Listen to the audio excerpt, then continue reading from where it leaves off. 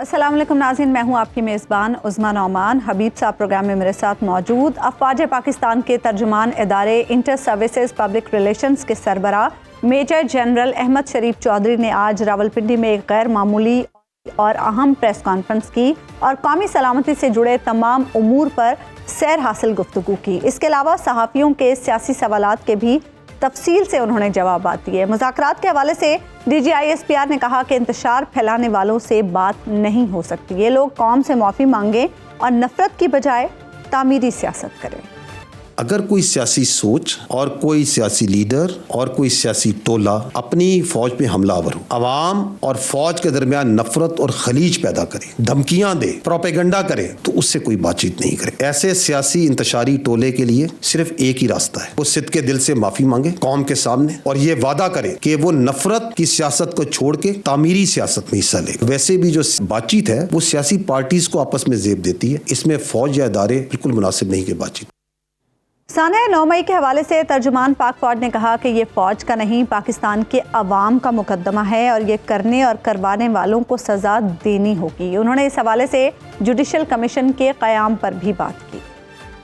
9 मई सिर्फ अफवाज पाकिस्तान का मुकदमा नहीं, ये पूरे पाकिस्तान के अवाम का मुकदमा है। 9 मई के जो मुल्जिमान हैं उसको करने वाले और उसको करवाने वाले आइन और कानून के मुताबिक उन्हें सजा देनी पड़ेगी। 9 मई के जो नाकाबिले तरदीद शवाहिद जो उनसे हैं हम सबके पास है। कहा जाता है कि जुडिशल कमीशन बना दिया जाए, हम तैयार हैं, बनाएं जुडिशल कमीशन। लेकिन अगर जुडिशल कमीशन बनाना है तो फिर इस पूरे वाक़े की तह तक जाए। जुडिशल कमीशन इस बात का भी अहाता करे कि 2014 का धरना उसके मकासद क्या थे, वो PTV पर हमले का भी अहाता करे, कैसे IMF को खतूत लिखे गए, लॉबिंग की गई, पाकिस्तान को दिवालिया होने दिया जाए, इस बात का भी अहाता करे।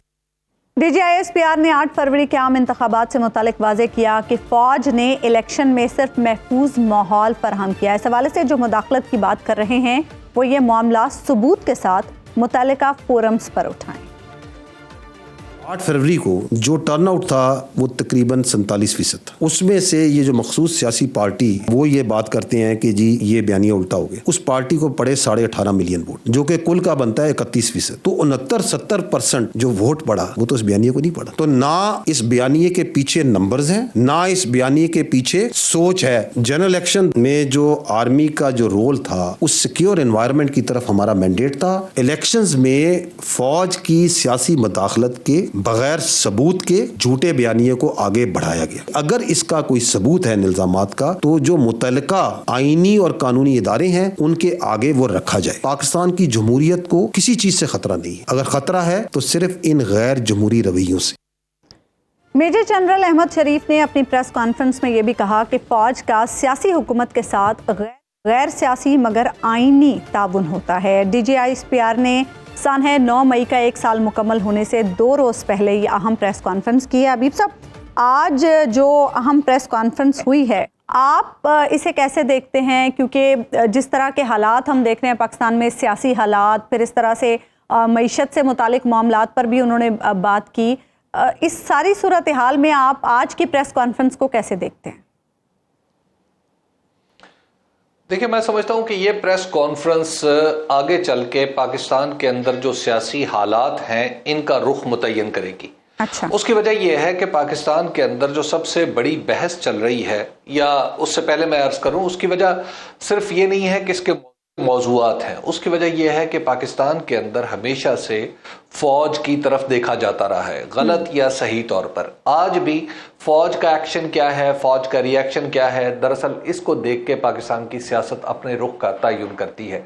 ये समझिए कि जब DGISPR प्रेस कॉन्फ्रेंस करते हैं तो एक कुतुबनुमा की तरह वो समत भी बताते हैं जो बगैर कहे कि आइंदा पाकिस्तान के अंदर जो सियासी वाक़यात हैं वो क्या हो सकते हैं। अच्छा। तो लिहाजा आज की प्रेस कॉन्फ्रेंस को हमारी, अगरचे फौज का सियासत में कोई किरदार नहीं होना चाहिए, ये फौज भी मानती है, हम सब भी मानते हैं, लेकिन बहरहाल हमारी हिस्ट्री इस तरह की है कि हमें इसके साथ ही इन सारी चीज़ों को सामने रख के ही बात करनी पड़ेगी। ठीक। दूसरी बात यह है कि पाकिस्तान के अंदर जो इस वक्त सियासी हालात हैं उनके हवाले से उनकी भी जहत का तयन हो गया और उसमें भी फरीकों का भी तयन हो गया। मिसाल के तौर पे इससे पहले बहुत सारी बात हो रही थी कि जनाब जो पीटीआई है वो किसी और से मुज़ाकरात करे, वो हुकूमत से मुज़ाकरात करे, वो पीएमएलएन से मुज़ाकरात करे, वो पार्लियामेंट के अंदर ये करे या वो करे। तो आज जो अल्फाज का इस्तेमाल था या अल्फाज का चुनाव था पीटीआई से मुतल्लिका लोगों के लिए, जिसमें एक लफ्ज टोला भी इस्तेमाल किया गया, तो उससे अंदाजा होता है कि पाकिस्तान तहरीके इंसाफ जो है वो शायद अगर पॉलिटिकल पार्टी से मुज़ाकरात कर भी ले तो उसका कोई बहुत ज्यादा असर होगा नहीं, क्योंकि मामलात कहीं और खराब है।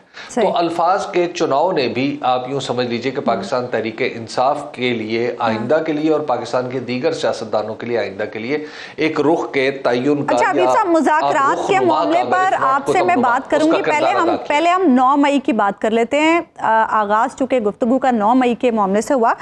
9 मई पर वो कह रहे हैं कि जिन्होंने 9 मई करवाया या जिन्होंने 9 मई किया उन्हें सजा मिलनी चाहिए, क्योंकि ये सिर्फ फौज का नहीं अवाम का मुकदमा है। और जुडिशल कमीशन बनाने की भी उन्होंने बात की और उन्होंने कहा कि फिर वो जुडिशल कमीशन जो है वो मामले की तह तक जाए और 2014 के धरने के बारे में भी पता चला है कि वो किसने करवाया।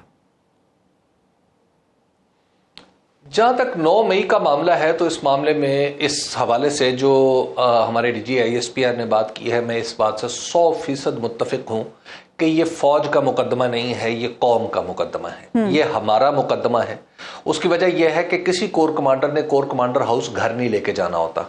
ये जो कोई अगर कोई मुजस्समा है या कोई हमारी जंग की अलामत है या कोई हमारी फतह की अलामत है, हमारी शहीदों को खिराज तहसीन पेश करने के लिए कोई हमने यादगार बनाई है, तो उसका नुकसान एक्चुअली फौज का नुकसान नहीं है, वो हमारा नुकसान है। बिल्कुल ठीक है ना। चीफ ऑफ आर्मी स्टाफ भी बदलते रहते हैं, डीजी आईएसपीआर भी बदलते रहते हैं, कोर कमांडर्स भी बदलते रहते हैं, सब कुछ बदलता रहता है।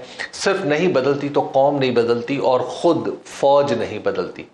तो फौज जो है वो हम में से है और हमारे ही वो बच्चे हैं, हमारे ही नौजवान हैं, हमारे ही कोई। अब तो बहुत सारी फौज, मैं किसी को कह रहा था कि अब शायद पाकिस्तान की जो 70% फौज है वो मेरे बच्चों की उम्र की है। तो जब आप ये अपने ही बच्चों के बारे में बात कर रहे हो तो आपको बिल्कुल आपने दुरुस्त लफ्ज उन्होंने इस्तेमाल किया कि ये कौम का मुकदमा है।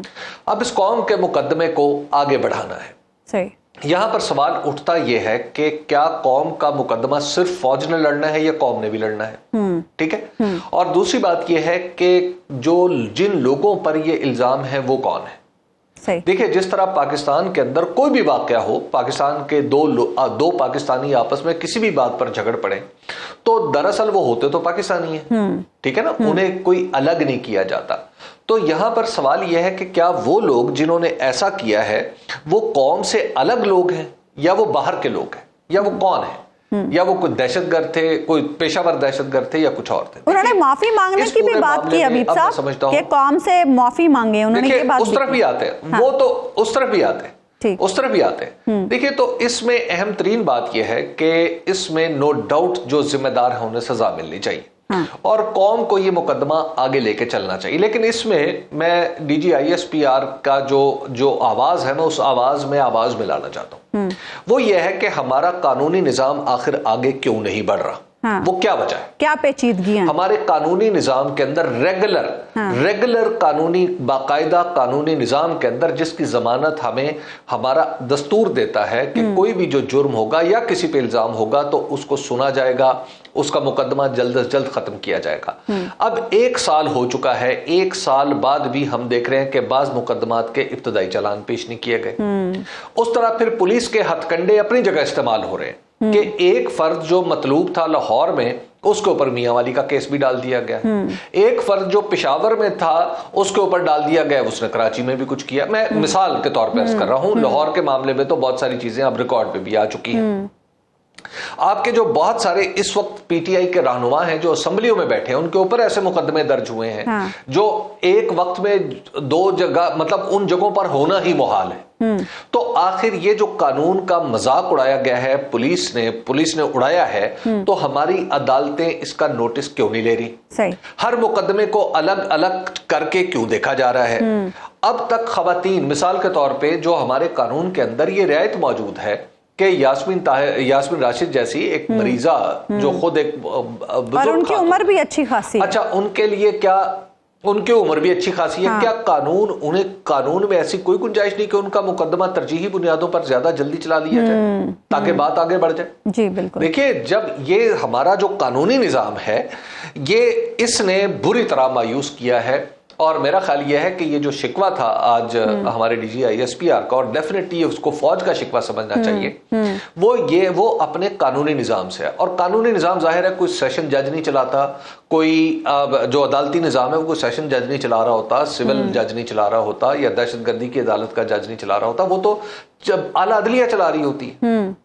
तो फिर ये शिकवा जो है हमें आला अदलिया से जरूर करना चाहिए, और मैं इस शिकवे में हमारी फौज को और डीजी ISPR के जो उन्होंने आज बताया, उन्होंने जो अपने ख्यालात का इजहार किया, मैं तो उनसे 100% मुत्तफिक हूं। अच्छा हबीब साहब, तहरीक इंसाफ भी कह चुकी जुडिशल कमीशन बनाए 9 मई के वाक़े पर, बिलावल भुट्टो भी असेंबली के फ्लोर पर कह चुके, और आज फौज की तरफ से भी मुतालबा आ गया कि जुडिशल कमीशन बनाएं।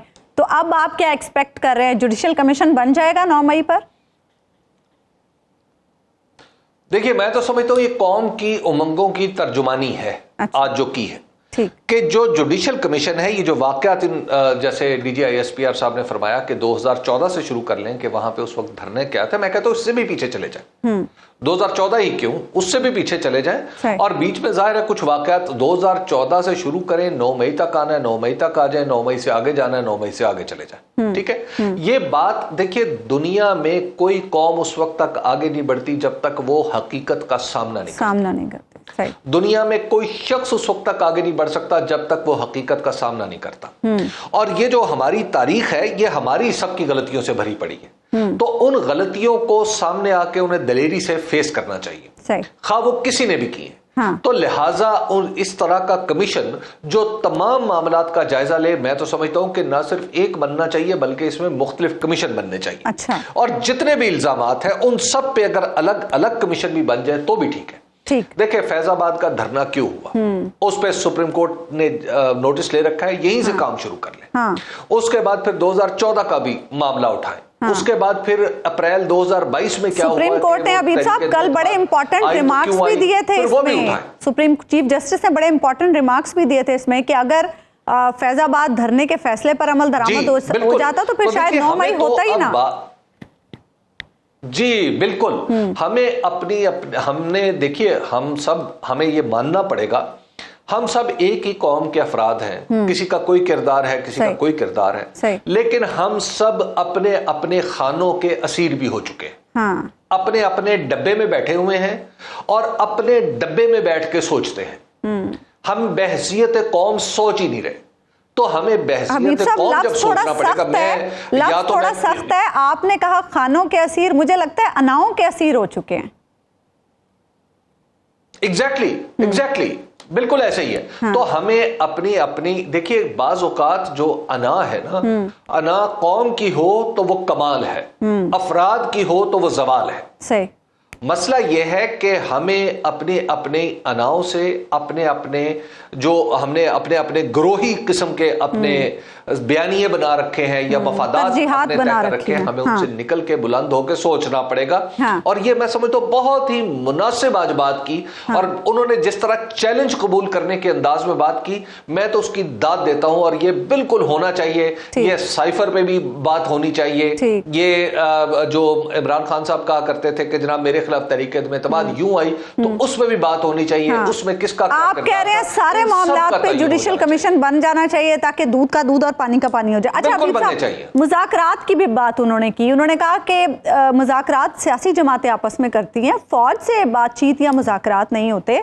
बात भी उन्होंने ठीक की बिल्कुल, लेकिन हम जो पिछले कई दिनों से सुन रहे थे कि तहरीक इंसाफ सियासी जमातों से मुज़ाकरात नहीं करना चाहती और वो सिर्फ और सिर्फ एस्टैब्लिशमेंट से मुज़ाकरात करना चाहती है, तो आज उन्होंने तो वाज़े, और फिर पिछले कुछ दिनों में हमने देखा कि बैरिस्टर गौहर साहब ने बार बार वाज़े अल्फाज में कहा कि हमारे कोई मुज़ाकरात नहीं हो रहे एस्टैब्लिशमेंट से, क्योंकि एक तासुर यह आ रहा था कि शायद एस्टैब्लिशमेंट से कोई बातचीत हो रही है। आज इधर से भी तरदीद आ गई, उन्होंने कहा इंतशारी टोले से हम कोई बातचीत नहीं करेंगे, हमारी कोई बातचीत नहीं हो रही, मुज़ाकरात नहीं हो सकते। देखिए, मैं इस केस में, ये जो खास मुज़ाकरात का केस है, मैं थोड़ा सा मेरी राय मुख्तलिफ है। अच्छा। मुझे उस वक्त मुझे इस बयान की समझ नहीं आती थी जब जनरल परवेज मुशर्रफ ने बाकायदा तौर पर इक़्तिदार संभाला, तो उस वक्त चौधरी शुजात हुसैन साहब ने फौज के साथ मुज़ाकरात करना शुरू कर दिए, और ख़ास तौर पर जनरल परवेज मुशर्रफ से। तो कुछ अखबार नवीसों ने उनसे ताने के अंदाज में पूछा कि आप फौज से बात कर रहे हैं, तो चौधरी शुजात हुसैन साहब ने फरमाया कि मैं कोई इंडिया की फौज से बात कर रहा हूं, ठीक है, मैं अपनी फौज से बात कर रहा हूं, ठीक है। देखिए, अच्छा, अब ये जो अब जाहिर है एक फौजी जहन जो होता है वो बाज़-औक़ात सियासत में जाहिर है, और ये उनका काम नहीं है, और इस वजह से उनसे शिकवा भी नहीं बनता कि जो अल्फाज का चुनाव है या अल्फाज की धार जो है उसको किस हद तक रखना है और किस गहराई तक इसकी काट को लेके जाना है, वो बाज़-औक़ात हम देखते हैं और समझते भी हैं कि शायद ये फौजियों से उस तरह तवक्को नहीं रखी जा सकती। लेकिन एट द सेम टाइम हम ये बात देखिए इस जुमले में कि इंतशारी टोला, इसमें फौज का गम गुस्सा है, और फौज के गम गुस्से में हम शामिल हैं, हम भी शामिल हैं। उनको जो गम है उनका जो गम है वो हमसे बड़ा नहीं है, ठीक है ना, फौज कौम के गम से बड़ा नहीं है। उसकी वजह यह है कि मैंने जैसे पहले अर्ज किया, वो कोर कमांडर हाउस भी हमारा है, वो जना हाउस है तो भी हमारा है, एक सिपाही को अगर गजंद पहुंची है तो वो भी हमारी, वो भी हमारे, सारे चरके हमारे ही सीने पे लगे, ठीक है। ये तो एक तो ये कि हमें उसका गमो अंदोह तो हम उसका अंदाजा कर सकते हैं, लेकिन ये जो इंतशारी टोला जो है किसी को करार देना, मेरा ख्याल ये है कि जब एक इलेक्शन भी हो चुका है 8 फरवरी का, उसके बाद ये बात शायद ना की जाती तो बेहतर होता, सही, ये लफ्ज इस्तेमाल ना किया जाता तो बेहतर होता। लेकिन बहरहाल गुस्से का इजहार है, इसको उसी दर्जे में रखना चाहिए। और मुज़ाकरात की बात, जहां तक मुज़ाकरात की बात है, देखिए ये बात उसूली तौर पर ठीक है कि पॉलिटिशियंस आपस में मुज़ाकरात करते हैं, सियासी जमातें आपस में मुज़ाकरात करती हैं, लेकिन ये जो सियासी जमातें इस वक्त हुक्मरान है या हुकूमत में है, ये बुनियादी तौर पर रिप्रेजेंटेटिव अपनी हैसियत नहीं रखती। उसकी वजह यह है कि इनका जो इलेक्शन है वो निहायत मशकूक है जी, पाकिस्तान की तारीख का मुतनाज़े तरीन इलेक्शन, और कहने वाले कौन कौन है, मुतनाज़े तरीन इलेक्शन, और कहने वाले कौन है, मौलाना फजल रहमान भी यही कह रहे हैं, बहुत सारे PMLN के लोग ये कह रहे हैं, पाकिस्तान पीपल्स पार्टी के लोग ये कहते हैं कि हाँ इलेक्शन में कुछ ना कुछ मुतनाज़ा। और आज आप देखिए कि अदालत में भी, यानी कल का जो फैसला है कि इलेक्शन के नतीजा जिस अंदाज से उसको यानी जिस अंदाज से उसको समझा गया कि किसी की मखसूस नशिस्तें उठा के किसी को दे दी गई, तो इसका मतलब यह है कि उस पूरे प्रोसेस पे अभी बहुत सारे सवालिया निशान है। तो लिहाजा इनकी रिप्रेजेंटेटिव हैसियत मुतय्यन होना अभी बाकी है। दूसरी बात यह है कि ये तीनों जमातें खुद को किसका नुमाइंदा कहती हैं, ठीक है, ये अपने तर्ज अमल से क्या साबित करती जी, तो इन्होंने भी अपने आप को साबित कर रखा है कि शायद ये अपने आप का ये दावा करती हैं मुख्तलिफ अंदाज में कि जनाब एक्चुअली हम कहीं और से आए। तो फिर जब कोई दावा ही इस तरह का कर रहा है तो उसके साथ तो मज़ाकरात बेमानी है। हाँ, बिल्कुल बिल्कुल। तो लिहाजा उसूली तौर पर बात ठीक है, लेकिन प्रैक्टिकली इस वक्त उस पर अमल दरामद नहीं हो सकता। लेकिन अबीब साहब, फिर इस तरह कोई वे फॉरवर्ड तो नहीं निकल सकेगा ना, हम इस वक्त जो स्टक हुई हुई है सिचुएशन, उसमें तो फिर कोई वे फॉरवर्ड नजर नहीं आ रहा। अगर फौज भी साइड पर कर लेगी खुद को कि हम तो बातचीत का हिस्सा बन ही नहीं सकते, तो फिर कैसे हम आगे बढ़ने का रास्ता देखेंगे? सियासी जमातों से भी पीटीआई मुज़ाकरात नहीं करना चाहती। देखिए, अहम बात यह है कि देखिए जहां पर जिस तरह आज अब 9 मई का जो वाकया है, जहां हमारे दिलों पे पड़ा लगा हुआ जख्म है, वहां पे ये भी रियलिटी है कि ये एक पॉलिटिकल नैरेटिव का भी हिस्सा है, गलत या सही, उसको आप पसंद करें या ना करें। हाँ। अब बात यह है कि क्या जुर्म कहीं हो तो उसकी सिर्फ सजा हो और सजा ही होती है? हाँ। तो जुर्म के साथ एक और लफ्ज जुड़ा हुआ है, माफी। हाँ। एक माफी का लफ्ज भी जुड़ा हुआ है, ठीक ठीक, एक नजरअंदाज कर देने का लफ्ज भी जुड़ा हुआ है, ठीक है ना। हर जुर्म की सजा नहीं होती और हाँ। हो नहीं सकती, सही सही, ठीक है। बाज औकात सतर ढांपने होते हैं। इसी तरह, इसीलिए अल्लाह ताला ने अल्लाह ताला को जो सफाती नाम है उनमें सत्तारुल उयूब है, कि जो खराबियों को ढांप लेता है। ठीक। तो देखिए, जो बड़े लोग होते हैं, जो अकाबिर होते हैं किसी भी मुआशरे के, उन्हें बाज़ औक़ात दिल भी बड़ा करना चाहिए, कानून की कॉस्ट पे नहीं।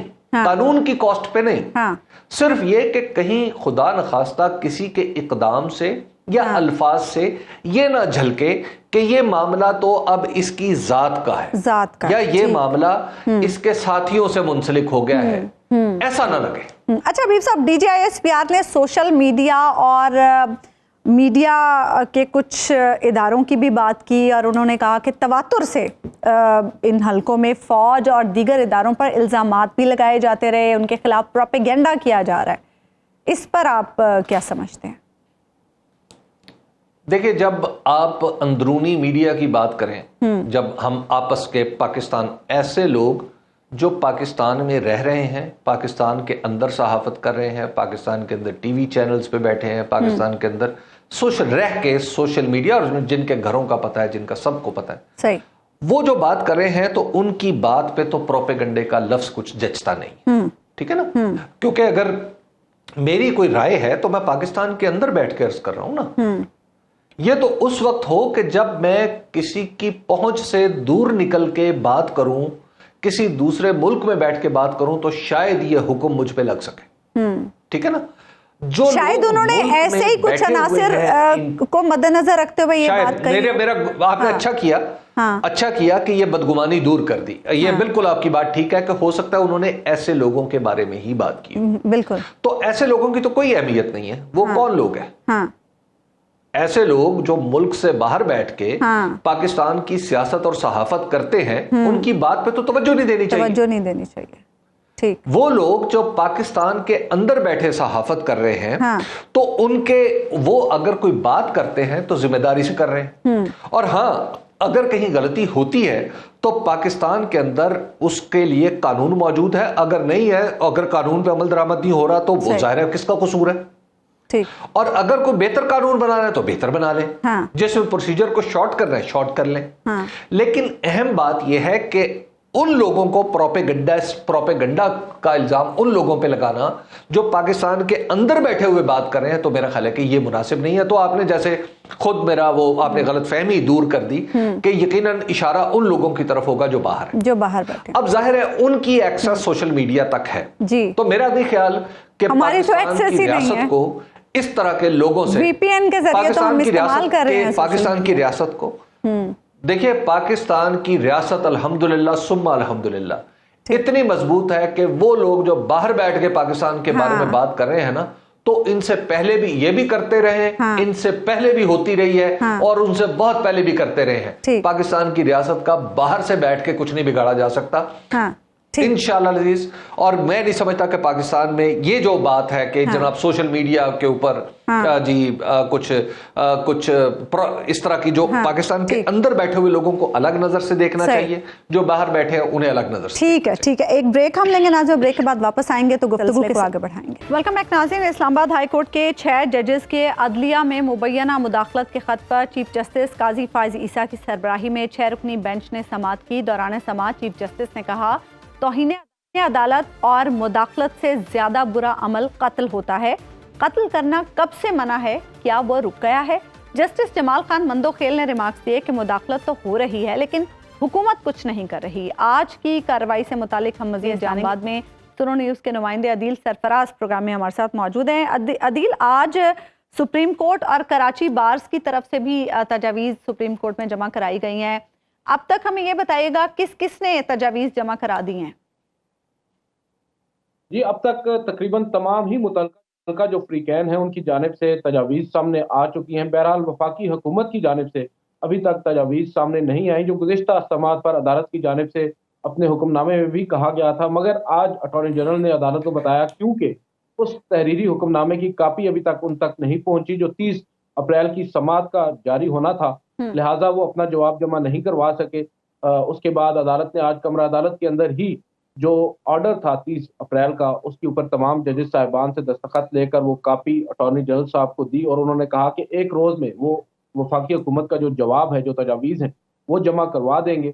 इसके अलावा जितने भी फ्रीकैन हैं वो पहले अपने जो जवाबात हैं या मारूजात हैं वो जमा करवा चुके हैं। मुख्तलिफ जो हाई कोर्ट्स हैं वो भी अपने मुख्तलिफ फुल कोर्ट इजलास हुए अदालतों के अंदर, उनके बाद उन्होंने अपने मिनट्स ऑफ द मीटिंग और बाद अज़ां जो तजावीज़ उन्होंने तैयार की वो सुप्रीम कोर्ट ऑफ पाकिस्तान को भिजवा दी। और अब देखना होगा कि आइंदा जो समाअत होगी वो कब होगी, पहले तो ये तय होना है और उसके बाद जब वो हो जाएगी उस पर वफाकी हुकूमत का मौक़िफ़ अपनाती है, क्योंकि उनका जो मौक़िफ़ होगा वो भी काफ़ी ज़्यादा अहमियत का हामिल है। दूसरी जानिब आज की अगर हम समाअत की बात करें तो आज इस तहरीरी हुक्मनामे से ही अगर हम शुरू करें, जस्टिस अतर मिनल्ला जिन्होंने गुज़िश्ता जो समाअत हुई थी उसका भी तहरीरी हुक्मनामा, उसके साथ उन्होंने अपना एक इजाफी नोट जिसको इख्तिलाफी नोट भी कहा जा रहा है लिखा था। आज भी कमरा अदालत के अंदर जब उन्हें जज साहब ने, चीफ जस्टिस ने उस ऑर्डर की कापी दस्तखत करने के लिए दी तो उन्होंने वहीं पर अपने पेन से एक नोट तहरीर कर दिया और वो एडिशनल नोट है, उसके अंदर उन्होंने कुछ अहम बातें कही जो मेन ऑर्डर में नहीं थी, जिस पर चीफ जस्टिस ने अटॉर्नी जनरल से वो ऑर्डर पढ़ने का कहा और साथ ही उनका नोट भी पढ़ने का कहा। उसके बाद हमने देखा कि जस्टिस अतर मिनल्ला आज भी अपने उस मौक़िफ़ पर कायम है। वो ये समझते हैं कि वफाकी हुकूमत ने तजावीज़ नहीं देनी बल्कि वफाकी हुकूमत ने हमें जवाब देना है कि क्या मुदाखलत हो रही है या नहीं, क्योंकि जिन इदारों पर इल्ज़ाम है वो दरअसल मातहत हैं इसी हुकूमत के और इस हुकूमत ने अब बताना है कि उनकी क्या पोजीशन है। ठीक। अच्छा, ये बताइएगा अदील कि इस वक्त जैसे आपने बताया कि एक इजाफी नोट भी आ गया है जस्टिस अतर मिनल्ला की तरफ से, उसके साथ हम ये देख रहे हैं कि जस्टिस हमारे जो चीफ जस्टिस हैं वो इस मसले पे एक डिफरेंट ओपिनियन या मुख्तलिफ राय के हामिल लगते हैं, जबकि बेंच में राय कुछ मुख्तलिफ तरफ जा रही है। तो ऐसी सूरत में क्या इस यानी एक मजमूई इत्तफाक तो मौजूद है कि मुदाखलत नहीं होनी चाहिए, लेकिन एक तरफ से ये बात हो रही है कि हमें इंस्टीट्यूशनली रिस्पॉन्ड करना चाहिए जब भी ऐसी कोई कोशिश हो, और चीफ जस्टिस की राय कुछ इससे मुख्तलिफ नजर आती है। क्या ये तासुर दुरुस्त है अब तक की समाअत से? जी, काफी हद तक आपका ये जो तासुर है ये बिल्कुल दुरुस्त है। जो चीफ जस्टिस ऑफ पाकिस्तान है वो ये कहते हैं कि मुदाखलत तो होती है और ये सदियों से चली आ रही है। सबसे बड़ी मुदाखलत तो हो रही है अदलिया के अंदर से। वो जो कहते हैं जो उन्होंने विटनेस की है मुदाखलत, वो सिर्फ अदलिया के अंदर से ही जो मुदाखलत होती है उसको उन्होंने विटनेस की है। अपने केसेस को उन्होंने हवाला दिया माजी में किस तरह उन्हें एक पर्टिकुलर पॉलिटिकल पार्टी अगर हम बात करें उनके केसेस की समाअत से रोक दिया और इसी तरह उन्हें मुख्तलिफ अहम नौयत के जो मुकदमात हैं उनकी समाअत के लिए कायम बेंचेस में भी शामिल नहीं किया। तो लिहाजा वो ये समझते हैं कि मुदाखलत जो है वो सिर्फ बैरूनी नहीं होती बल्कि अंदरूनी भी होती है और अंदरूनी ज़्यादा होती है, जबकि दीगर जजेस साहिबान या दीगर इवन हाई कोर्ट्स जो हैं पाकिस्तान की, चाहे वो बलोचिस्तान हाई कोर्ट हो, लाहौर हाई कोर्ट हो, इस्लामाबाद हाई कोर्ट हो, वो तमाम पेशावर हाई कोर्ट, इन तमाम हाई कोर्ट्स ने खुलकर ये बात कही और एडमिट की है कि जो मुदाखलत का मामला है ये ओपन सीक्रेट है। और चीफ जस्टिस ऑफ पाकिस्तान जो है वो इस मामले के ऊपर जरा मुख्तलिफ राय रखते हैं। आपकी बात दुरुस्त है और यही जो इख्तिलाफ है आज भी हमने कमरा अदालत में देखा। जस्टिस अतर मिनल्ला और चीफ जस्टिस काजी फायज ईसा के दरमियान एक हल्की फुल्की सी नोक झोंक भी हुई जब चीफ जस्टिस अतर मिनल्ला ने सुप्रीम कोर्ट बार एसोसिएशन के सदर से कहा कि हमें अपनी गलतियों का एतराफ करना होगा, हमें अब सच बोलना होगा, जिस पर सदर सुप्रीम कोर्ट बार एसोसिएशन ने कहा कि अगर आप खुद ही ये तस्लीम कर रहे हैं कि आपकी जानिब से भी मुदाखलत में अपना जो किरदार है वो अदा किया गया है, तो फिर इसके ऊपर मैं क्या कह सकता हूँ, जवाब तो कहीं और से आना चाहिए। उस पर चीफ जस्टिस ने कहा कि आप ये कह सकते हैं कि आपको तो ये केस ही नहीं सुनना चाहिए, आपको तो घर बैठ जाना चाहिए कि अगर आप खुद एडमिट कर रहे हैं कि हम लोग जो है हमारे अदालत में हमारे होते हुए मुदाखलत हो रही है। तो ये हमने देखा हल्का फुल्का थोड़ा बहुत चल भी रहा है और वो बेसिक सदर सुप्रीम कोर्ट बार ने तो ये कहा कि हाई कोर्ट भी शरीके जुर्म है अगर उसने मुदाखलत के बारे में नहीं बताया तो। जी बिल्कुल, और इसी के ऊपर हम देख रहे हैं जो ओवरऑल जो तजावीज़, सबसे पहले जो आपने सवाल किया, जो तजावीज़ आई हैं ओवरऑल मुख्तलिफ फ्रीकैन की जानिब से, इवन हाई कोर्ट्स की जानिब से, उनमें एक बात कॉमन है, वो सब यही कह रहे हैं कि कम से कम 7 दिन के अंदर अगर कोई मुदाखलत होती है तो उन जज साहब मुतलका जो आप कह सकते हैं चीफ जस्टिस हैं उनको आगाह करना होगा और उसके बाद उन चीफ जस्टिस को भी एक मखसूस वक्त के अंदर उसके ऊपर अपना रिस्पॉन्स देना होगा। अदील, ये भी बताइएगा कि एक बात ये भी होती है कि जनाब किसी जज साहब ने अगर कहा कि मुदाखलत हुई या मुझ पर असरअंदाज होने की कोशिश की गई या मुझे धमकाने की कोशिश की गई, तो इसका सबूत देना होगा। लेकिन ऐसा नहीं होता कि जो जज साहब जो ये कहते हैं कि मुझे धमकाने या मुझे अप्रोच करने की कोशिश की, तो उनके कहे हुए को दुरुस्त माना जाएगा, जिसे कहते हैं कि ये असम्पशन ऑफ ट्रूथ है। बिल्कुल, बड़ा राइटली आपने पॉइंट आउट किया, और यही एक डिस्प्यूट भी हमें आज नजर आ रहा है जस्टिस अतर मिनल्ला और दीगर जजेस साहिबान की जो राय है उसमें। जस्टिस अतर मिनल्ला भी एग्जैक्टली यही बात कर रहे हैं कि जब एक जज जिसने आइन के तहत हल्फ उठा रखा है वो एक बात कह दे कि मेरे मामलात में ये मुदाखलत कर रहे हैं या कोई ऐसी बात है जिसकी वो शिकायत करें, तो आपको उस पर उसको दुरुस्त मानना होगा। अनटिल एंड अनलेस उसके ऊपर जब इंक्वायरी हो और वो गलत साबित हो जाए तो वो एक अलग बात है, मगर अदरवाइज आपने उस जज की बात को ही जो है वो दुरुस्त मानना है, क्योंकि वो आइन के तहत हल्फ उठाकर बैठा है और वो अगर ये बात कर रहा है तो वो सच ही होगी। ये यहाँ पर एक डिस्प्यूट आ रहा है। दीगर जजेस साहिबान जरा मुख्तलिफ राय रखते हैं। दीगर जजेस साहिबान का जो जोर है बिलखसूस चाहे वो जस्टिस जमाल खान मंदोखेल हो, जस्टिस नईम अख्तर अफगान हो, जस्टिस काजी फायज ईसा हो, जस्टिस मुसरत लाली, वो ये कहते हैं कि जजेस साहिबान अगर प्रेशर को होल्ड नहीं कर सकते तो फिर उन्हें अपने घर चले जाना चाहिए, उन्हें उस ओहदे पर बैठ। ठीक है, बहुत बहुत शुक्रिया आदिल सरफराज, आप प्रोग्राम में हमारे साथ मौजूद थे। हबीब साहब, आपको याद होगा कि लास्ट टाइम जब समाअत हुई थी जजेस खत के मामले पर, तो उस दिन बाबर अवान साहब को हमने प्रोग्राम में लिया था और उन्होंने एक बड़ी इम्पॉर्टेंट चीज़ की तरफ निशानदेही की थी। उन्होंने कहा था कि मामले को बहुत फैला लिया गया है, अगर 6 जजेस के खत तक ही इस मामले को महदूद रखा जाता तो बड़ा सहल होता कि इस मामले को आगे लेके चला जा सकता। अब जिस तरह से हम देख रहे हैं मुख्तलिफ मामलात पर गुफ्तगू हो रही है अदालत में, आपको लगता है कि बाबर अवान साहब दुरुस्त कह रहे थे?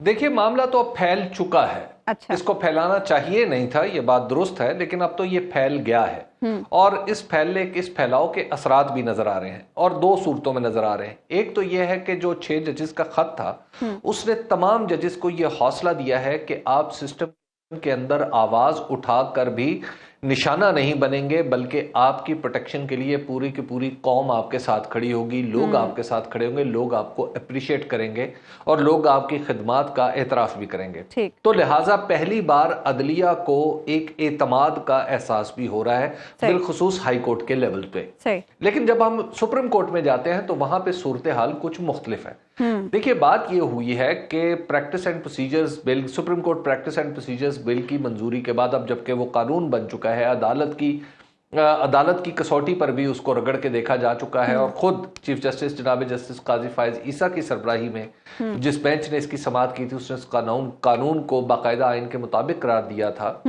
तो ये उसूली तौर पर मामला एडमिनिस्ट्रेटिव था।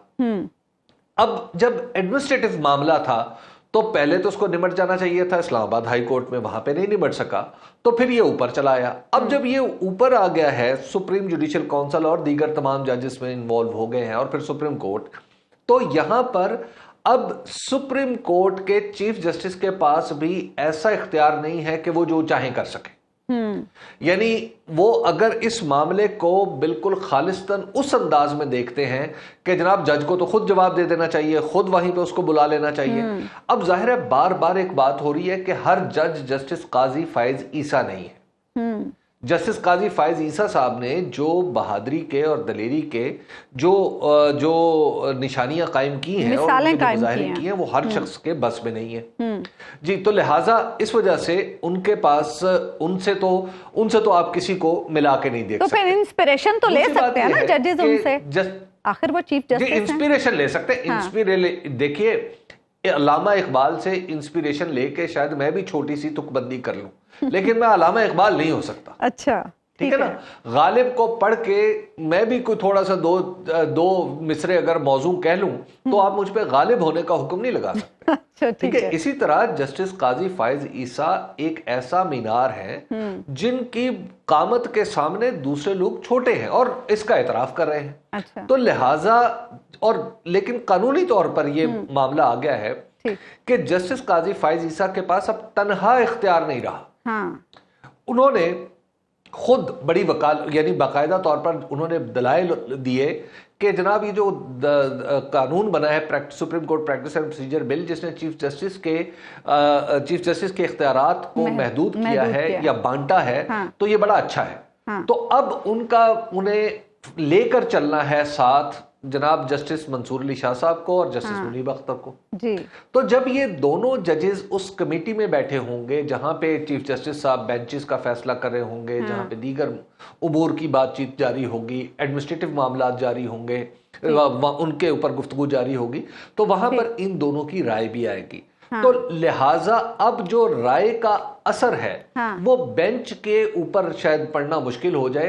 अलबत्ता ये जरूर होगा कि हाँ, बेंच के अंदर इख्तलाफात जो, और मेरा ख्याल है कि ये बड़े सेहतमंद ब्रेक पे जाना मुझे हबीब साहब जी। मैं ये समझता हूँ कि जजेस जब एक दूसरे से इख्तलाफ करते हैं तो जाहिर है लिख के करेंगे, बात करनी पड़ेगी, उन्हें दलील देनी पड़ेगी। तो ये हमेशा मैं समझता हूँ ये जो इख्तलाफ है, और वैसे भी फुकहा के दरमियान इख्तलाफ बाइसे बरकत समझा जाता है। ठीक है, तो ये हमारे फकीह और मुज्तहिद तो यही लोग हैं ना। ठीक है, ठीक है, एक ब्रेक हम लेंगे नाज़रीन, एक ब्रेक हम लेंगे और ब्रेक के बाद वापस गुफ्तगू के सिलसिले को आगे बढ़ाएं। वेलकम बैक नाज़रीन। तहरीक इंसाफ के रहनुमा शेख वक्कास अकरम की बतौर चेयरमैन पब्लिक अकाउंट्स कमेटी नामजदगी पर शेर अफजल मरवत साहब खासे सीखपा हैं और गुज़श्ता रोज़ उन्होंने सोशल मीडिया पर एक सख्त पैगाम भी जारी किया। अब सूरत हाल इस पर बात करने की ज़रूरत है कि खिचड़ी आखिर क्या पक रही है। हबीब साहब, क्या आपको लग रहा है? शेर अफजल साहब कह रहे हैं कि खान साहब ने तो ऐसा कोई इंदिया नहीं दिया कि वकास अकरम साहब को बना दिया जाए, उन्होंने तो मेरा ही नाम दिया था। सियासी कमेटी पर वो इल्ज़ाम लगा रहे हैं कि सियासी कमेटी अपने तौर पर फैसले करती फिर रही है। आपको क्या लग रहा है?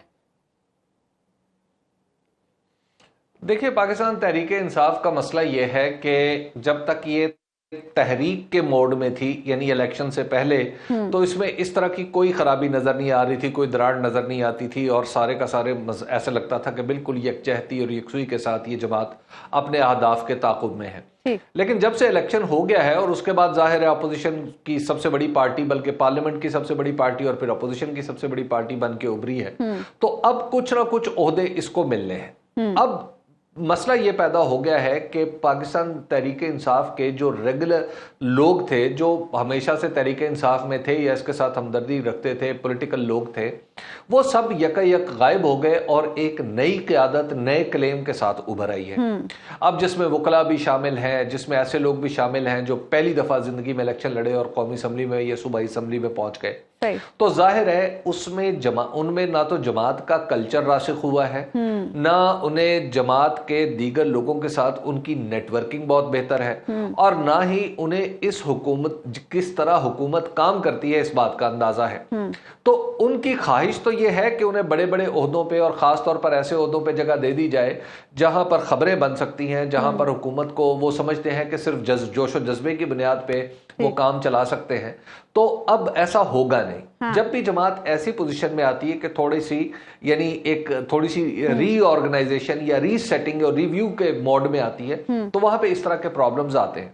तो शेर अफजल मरवत साहब का क्लेम तो ये है कि जनाब, और उनका ये उनकी पार्टी भी ये एतराफ करती है कि उन्होंने 9 मई के बाद के हालात में बड़ी दिलेरी दिखाई और बड़े पॉपुलर हुए हैं वो, इस उन्होंने पार्टी का मौकिफ बयान किया जी। लेकिन उसके बाद उसके साथ ये भी है कि क्या उनका हुकूमत चलाने का कोई तजर्बा है, हुकूमती मामलात को देखने का तजर्बा है, और फिर ये भी देखना है कि कहीं ऐसा तो नहीं होगा कि किसी कमेटी में शामिल होकर उनके मिजाज के बारे में भी तो एक तासुर है ना, कि वहां पे मतलब कोई फिजिकली झगड़े ना हो रहे हो। तो इस वजह से पार्टी ने उनका नाम इब्तदाई तौर पर सामने आया था, लेकिन बाद में इमरान खान साहब की तरफ से जो चीज सामने आई वो ये थी कि नाम पर कोई हतमी नतीजे तक नहीं पहुंची। ठीक है, देखते हैं कि खान साहब से उनकी मुलाकात होती है तो उसके बाद क्या होता है। प्रोग्राम का वक्त खत्म। नाज़रीन, आपसे मुलाकात होगी इंशाल्लाह कल, अल्लाह ने के बाद।